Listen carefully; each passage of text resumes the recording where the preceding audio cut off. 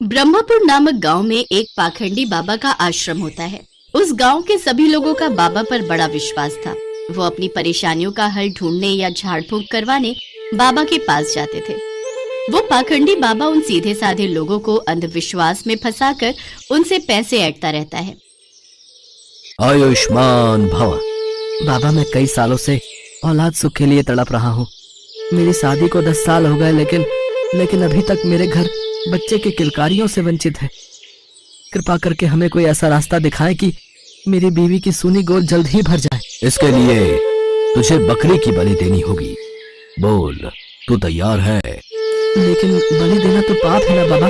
मूर्ख, अब तू तय करेगा कि क्या सही है और क्या गलत।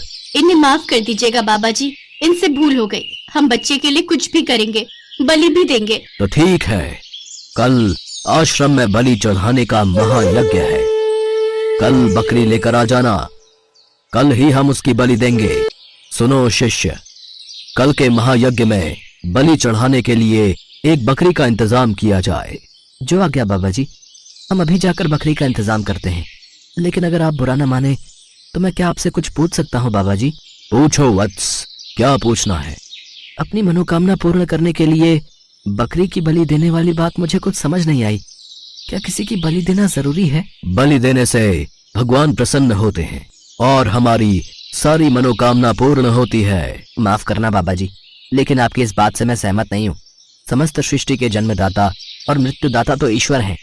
फिर अबोध प्राणी की बलि लेकर आखिर वो कैसे प्रसन्न हो सकते हैं? और किसी की जान लेना तो पाप ही होता है ना बाबा जी। और किसी की जान लेकर कोई भी कामना पूर्ण नहीं होती।